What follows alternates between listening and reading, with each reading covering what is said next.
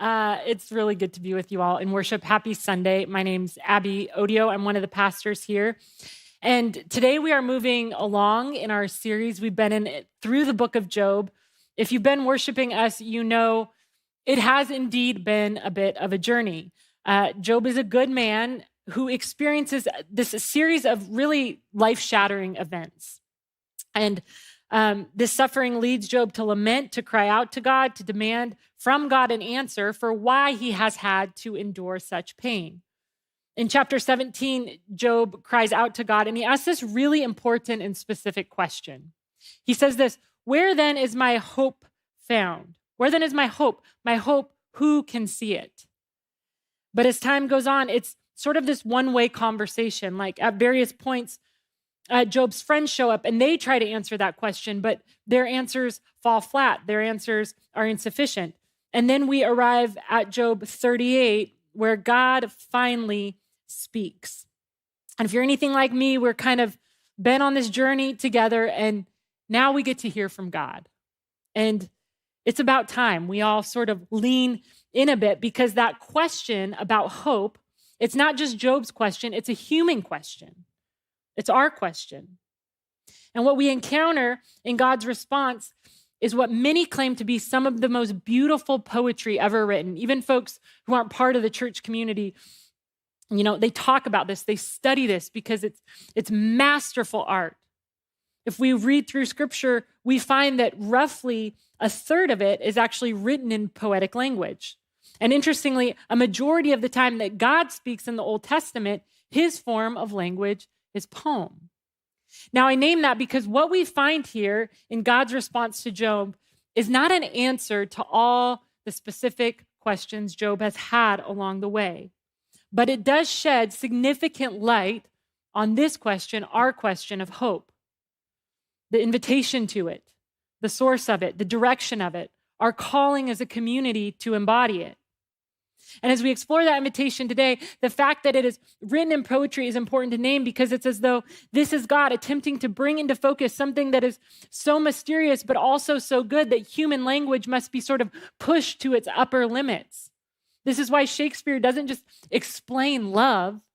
He writes poetry that causes us to feel sort of the spectrum of human emotion associated with love. This is why Maya Angelou didn't just encourage people to be strong in the face of oppression. She wrote the poem, "Still I Rise," and people found themselves sort of swept up into this strength. See, when it comes to a foundational hope, God doesn't just express things in literal terms. Rather, he's compelled to paint for us a picture of hope, and then invites us not just to believe cognitively in that hope with our minds, but rather for the entirety of our lives to be swept up into this vision. And that's where we're headed today. So as we hold this question of hope, we see in this profound piece of poetry, God invites Job to a greater witness of gratuitous and wild hope and secure and costly justice. God invites Job to a greater witness of gratuitous and wild love and secure and costly justice. That's where we're headed together today. As we do that, let's pray. Jesus, I just am mindful that a friend made me aware, even this morning, we all just are living different stories. We've all been on our own journeys, different circumstances, some of those full of celebrations, some of them heavy burdens. God, we ask that in the same way that you revealed yourself, you broke the silence to Job, that you would reveal yourself to us this morning, that you would give us a word of hope for whatever situation we find ourselves in this very moment. That we would be swept up into that vision, and that you would shape us and form us as your church to be embodiments of that in the world. Change us, we pray. Speak to us, we pray. Amen. So here we are. We come to this moment. God finally breaks God's silence, and God invites Job to a greater witness. If we remember back to chapter 9, Job is in the midst of his complaining against God, and he voices that he'd like to meet God. And the metaphor that Job enlists in this is that of a courtroom setting where he can plead his case with God. And in this courtroom meeting, it's implied that Job would occupy the role of witness. He would be there to testify on his own behalf. Now, immediately when God speaks out of the storm, one of the very first questions he directs at Job is this: where were you when I laid the earth's foundations? Now, a question is so important because we know that by definition, right, a witness is one who is present. Usually when we talk about crime or an event that occurred, a witness is one who is there to see it firsthand. They can testify to it with authority. And as God speaks, he clarifies for Job and for us, you are a witness to something, to your own story, and that's real important, but it's also incomplete. You are not a witness to the very fabric, the very foundation of this world and how it functions. You were not there. You do not hold all the variables. Several years ago, I was at a good friend's birthday party. We did one of those painting and wine nights. I don't know if you're familiar with this concept, but basically what you do, you show up with your group and then someone sort of teaches you how to paint. You all paint the same picture. And on this particular night, we were painting Van Gogh's Starry, Starry Night. And we had a great time. And as we were sort of wrapping up, we were all standing there and we're sort of holding our paintings, feeling pretty proud of them. And the teacher said something to the effect of, see, you all are Van Gogh and you didn't even know it. And her comment prompted me to kind of have another look at my painting. And I looked down and the thought immediately entered my mind. I don't know where Van Gogh is right now, but I don't think he would be super pleased about this. I think he maybe would be even a little embarrassed for all of us. Here we are attempting to recreate a masterpiece by following this step-by-step equation. Literally, it's like one step up from a paint by number, maybe a half a step.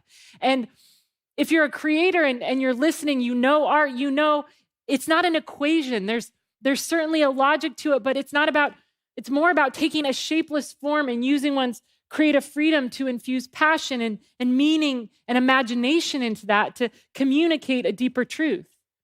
Van Gogh painted Starry, Starry Night at a very low and dark moment in his life. He was actually kind of imprisoned in an institution at that point. It's a story of struggle and darkness and confinement and of light breaking in those spaces. And yet, 100 years later, I sat around with a glass of very medium minus wine, and a mere 45 minutes later had the audacity to claim, I am Van Gogh. I am not Van Gogh. See, that story was sort of top of mind as I plunged myself into the poetry that God speaks here to Job. Job approached this exchange with God, believing he had the full picture, believing he was Van Gogh, so to speak. And in the same way, I'm not Van Gogh because I threw some paint on a canvas. Job cannot bear witness to the entirety of God's ways based on his limited experience and vision. He needs a greater witness. He needs a camera with a wider lens. And as long as Job keeps trying to fit all the logical pieces together based on, his suffering, his limited experience, he will not be able to make it fit. You might remember in Job 3, this is at a really hard moment in his story, we see evidence of kind of this attempt on Job's part to make it fit, but he can't find hope. This is what he says in regard to his own human life. May its evening stars stay dark. May it wait in vain for light. May it not see dawn's gleam.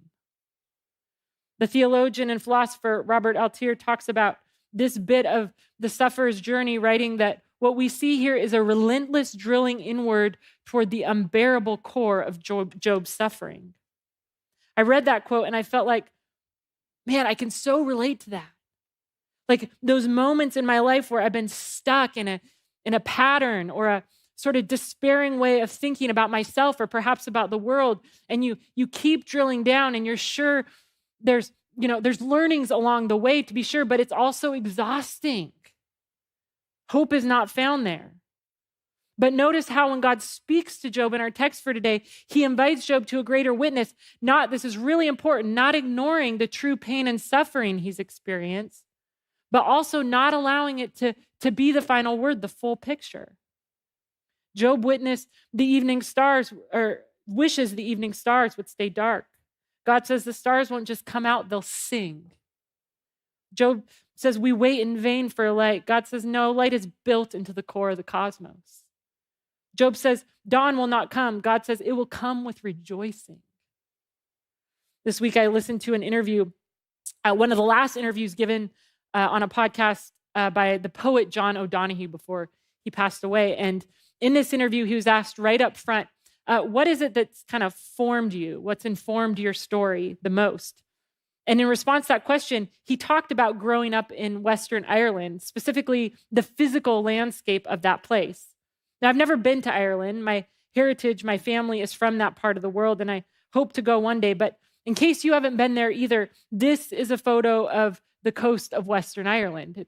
It's stunning. It's beautiful. It's powerful. And O'Donoghue said he'd wake up every morning as a kid and he'd see this coastline. And he commented that the beauty of it would draw him into both the present moment and God's action right there in that very moment. Said another way, he'd walk outside each day and he'd be wrapped up in this greater witness. And I love the interview's follow-up question. She said, that's great, but what if listeners don't live on the west coast of Ireland? He said, well, every day we have the sunrise and the sunset. Start there. I immediately thought of this season. I lived in Los Angeles. I was lonely. I was just out of college. I was in a new city. I was struggling. To top it off, I was surrounded by concrete and traffic. I always say Seattle is God's country. LA is the land of weeping and gnashing of teeth. That's not actually in the Bible, so don't quote me on that, but strong conviction in my heart. But directly across from our little house in East Hollywood was this parking garage for the Los Angeles Children's Hospital. And for a period of about 8 months, every single night, I'd climb to the top of that parking garage and look west and watch the sunset. And I'm not being dramatic when I say it was a saving grace. And I probably wouldn't have put these words to it at the time, but I was drawn into a greater witness beyond the real and daily struggles that I was experiencing in that time. How might we respond to God's invitation to a greater witness this week in our own story? We've seen in Job how good it is to lament and to cry out, to be honest with God, but we see in God's response how good it is also to stop drilling down, to look up. This week, I'd encourage you to find a way to bear greater witness, specifically in experiencing nature. Think about making this kind of your spiritual practice. Get outside and go for a walk. Get up early. Watch the sunrise. I've checked the weather for us. Lots of rain in Seattle, which is a real shocker, I know. But Wednesday, they're saying partial sun. So go to a park on Wednesday. And if you can't walk, find a nice bench or simply look out your window one night this week and find a star. Think about the reality that it's held there by something. It's amazing. Now it brings us to our second point, which is that as Job's witness is expanded, he sees specifics about the nature of God's hopeful activity in the world. Namely, Job is invited to a greater witness of God's gratuitous and wild love. You'll notice as we read through chapter 8, God engages the metaphor of water at several different points. And for the ancient Israelites, this metaphor would have stuck out. Their lives depended on rainfall. They lived in a dry and thirsty land. Rain was precious. One didn't waste water. Water was life. It was to be handled with utmost care. And starting in verse 25 of our text, God gets real specific about the places where God causes rain to fall. He says he brings rain to uninhabited lands and desert in verse 26. Then in verse 27, he talks about rain falling in the dry wasteland and the ground. There's an emphasis here on rain, on this life water, an abundance of it spilling over and filling cracks, just saturating absolutely everything. It's an inconceivable amount of water. Now, to us, this sort of sounds a lot like living in Seattle in February. It's no big deal. But to Israel, living in their context, it would have been striking. And God intends for people to feel struck at the nature of his excess, his abundance, his commitment to life that goes over and above our minimum human expectations. This is a God who is just deeply and even recklessly committed to the flourishing of this world that he so loves. The theologian Gustavo Gutierrez says that this gratuitous love of God is revealed in Job. It's the hinge on which the world turns and the definitive seal set upon it. It's everything. This abundance of love, like the rain, it's undiscerning. It touches everyone. And in a profound move, God reveals this part of his nature to Job in a way that's deeply personal. I mentioned those 4 instances where God talks about physical spaces, the uninhabited land, the desert, the dry wasteland, and the ground. Now, if we were reading this through Hebrew eyes, we'd see there are nuances to each of those words. The first word is sort of the generic Hebrew word for earth. That second word, midbar in Hebrew, speaks to kind of what we think of as desert, like a land that's uninhabitable for human life, where no person dwells. But the third and fourth words describe the wilderness in a very specific way. They share the same verbal root, and it speaks to devastation or ruin, literally of a city, but figuratively of a human life. We see this same word in Isaiah in the Psalms, and each time it references a place that had once been built up, given humanly meaningful form or order, but had been established as something good and understood, but now through some terrific force has been thrown into a state of ruins and rendered desolate. See, this is how Job felt about his story. He said so in chapter 30 when he described his life as a city under attack, all its buildings crushed, he says. Ever been in that place?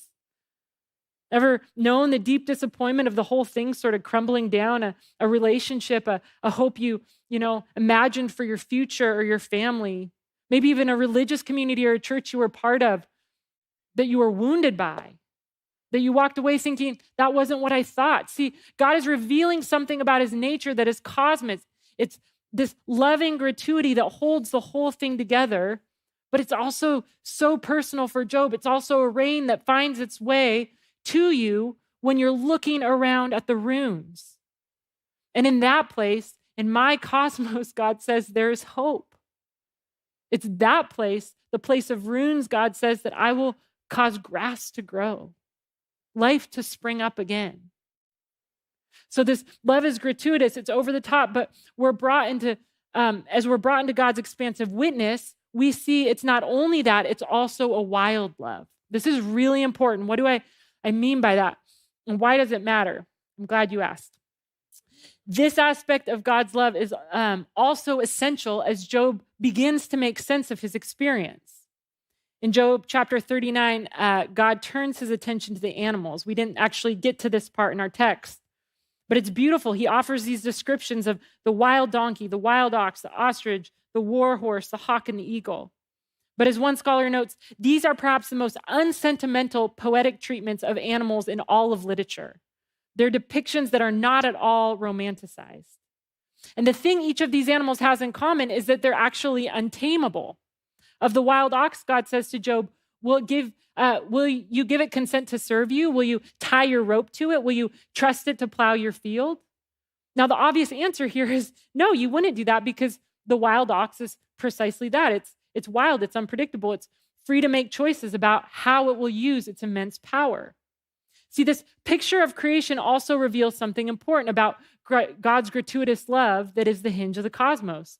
God uses immense power to give and to give generously and abundantly, and this love is life renewing. It offers us identity and security, but this love is constantly at clash with other forces, namely a wild freedom, which is a requirement of love.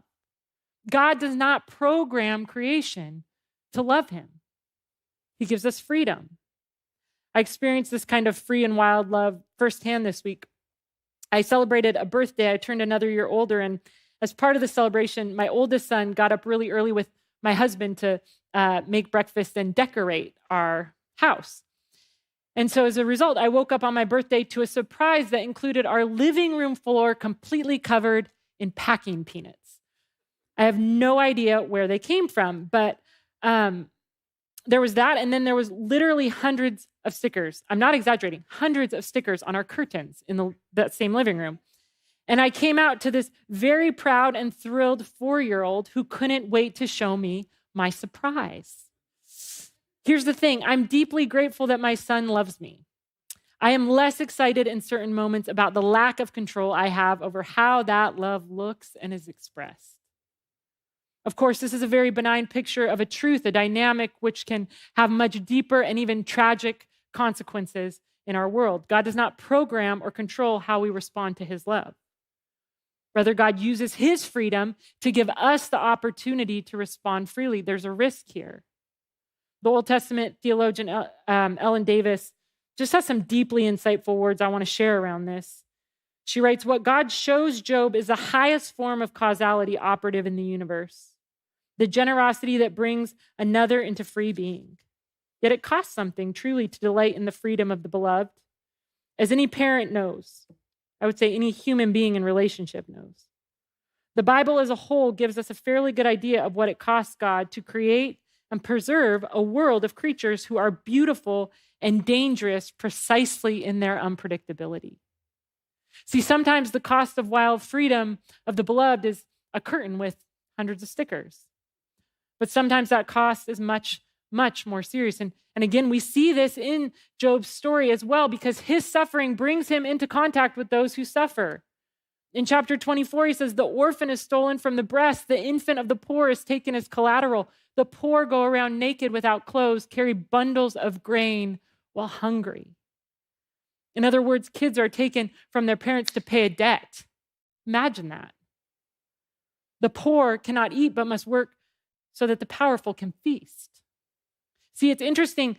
The love God gives, it's gratuitous and over the top, but there's a tension because it comes with a freedom that we as humanity do not always steward well, do not always steward in the direction of God's example and God's intent.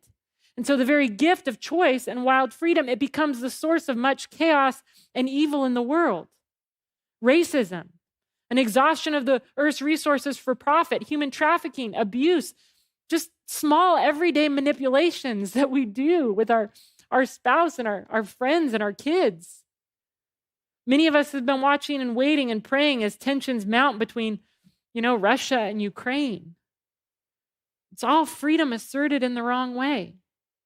So what do we make of that? How do we think about that in light of this picture of hope God is painting for us? Well, that brings us to the final truth revealed in God's response to Job.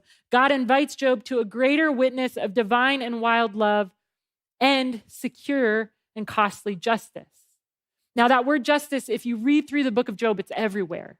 This is Job's complaint and preoccupation against God. He believes his suffering to be unjust. He did nothing to deserve it, and that seems to be true, and he sticks with that position. He's an innocent sufferer. Again, as Job speaks, images of a courtroom come to mind. Job seems to think that justice is sort of this zero-sum game. What I mean by that is he thinks that if you do bad, you get punished. And if you do good, well, then you're rewarded. And to this notion, this understanding of justice, God again says you need a greater witness. You need a bigger vision.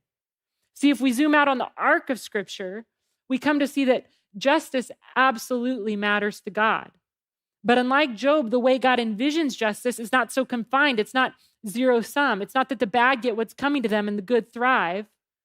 Job knows this. In this world of free love, the reality of innocent suffering exists.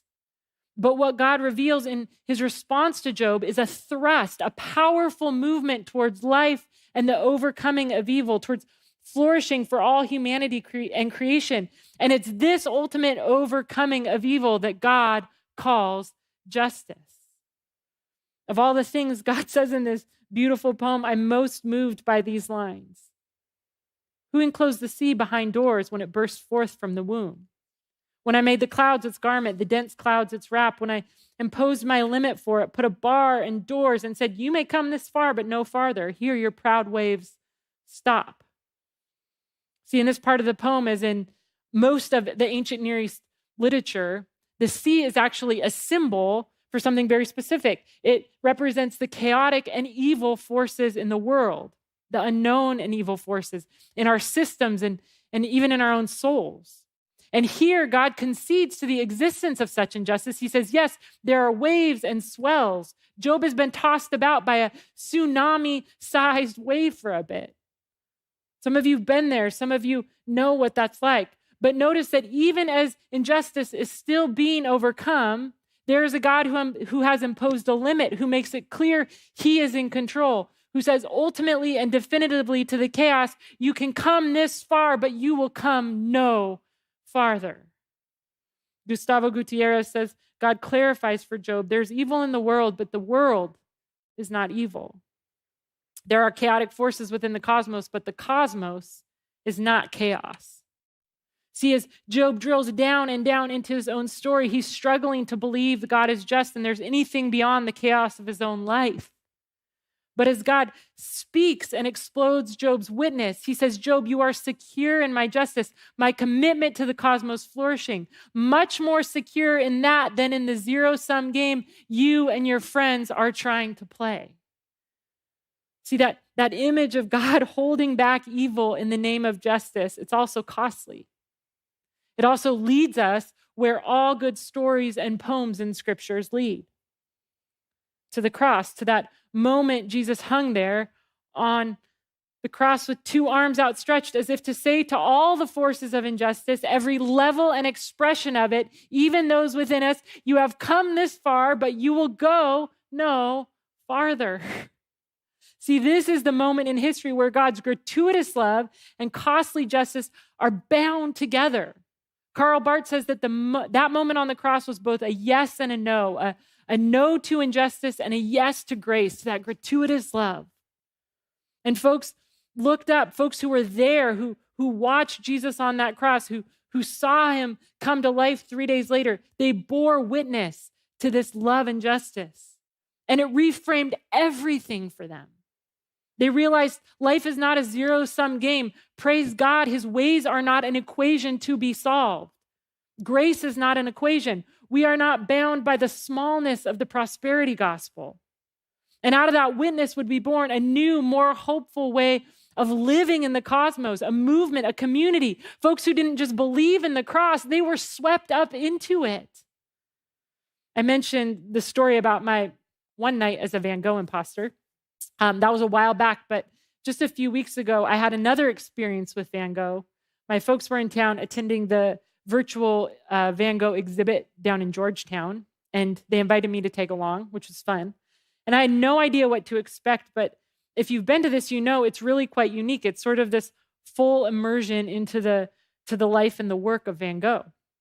And at one point, we were in this room probably as big as the sanctuary here, and you just sit. You find a chair, you sit on the floor, and you watch with others as these images are projected on every wall of this huge space. Pictures of Van Gogh, pictures of his paintings, and at points, little bits of Van Gogh's journal are read aloud.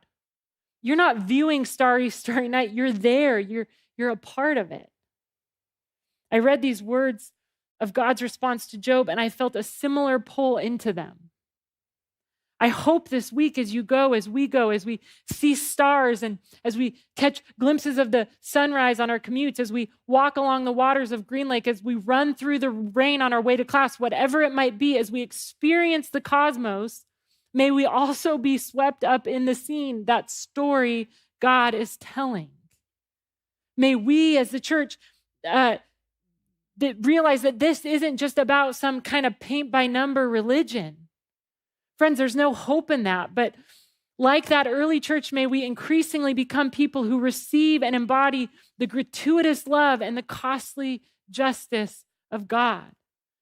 May we lean more and more into that story with our lives, not pretending like Job's friends to know everything or have it all together, but rather to be like the rain in the way that we love. Gratuitous, reaching deep. We may not want for rain in this part of the world, but let me tell you what, this world is parched desert land when it comes to love. May we join God in his work of saying no to injustice. Saying, hey, you have come this far, but you will go no farther.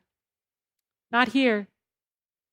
May we continue to be like that early church, swept up into a much greater witness. May we walk through the world seeing God the way I walked through that exhibit, experiencing Van Gogh.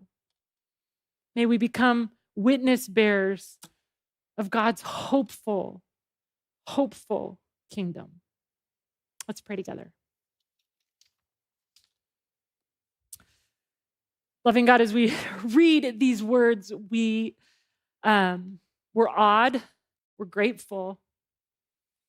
We praise you that you didn't stay silent, that you never stay silent, that silence always comes to an end at some point, that you find us in the same way the rain finds the desert. God, I just think of that image of Jesus and Jesus not being content You, God, not being content to stay far off, but saying, no, I'm coming to you. I'm going to come to earth, and I'm going to enter every crack and crevice and make sure that people know the depth of my love. God, I pray that that would be something we experience communally and also just deeply personally this morning in our own story. Find us with that truth in places where we've stopped believing it, where we can't trust it.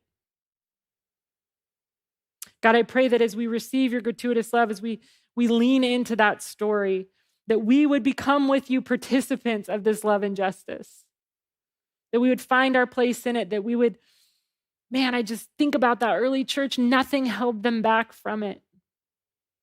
They saw you everywhere, filled the earth with your good news in the way that they loved and lived courageously. And God, may we be that kind of church. May we be those same people. May we cling ever so strongly to the only hope we have, which is you, Jesus. Amen.